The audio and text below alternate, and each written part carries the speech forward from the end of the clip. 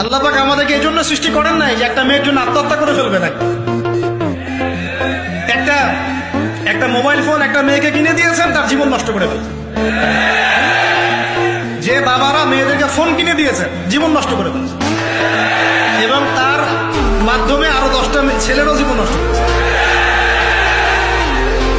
আর সত্যি কথা বলছি, এখন আমরা তো ঢাকা শহরে থাকি, মানে এখানে ছেলেদের চেয়ে মেয়েরা বেশি পথ। হ্যাঁ, খুব ভালো লাগে ওদের। কি ভালো লাগে? একটা ছেলের সাথে বাইকে করে ঘুরবে, টাকা খসাবে, এখানে ওখানে ডেট করবে, এগুলোতে খুব মজা পায়। এগুলোর জন্য কি তাকে সৃষ্টি করা হয়েছে?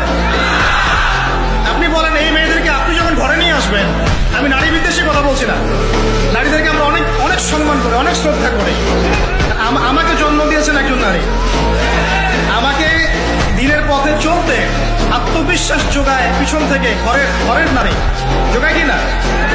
আমার নিজের কন্যা সন্তান আছে, আমরা মেয়ের বাবা।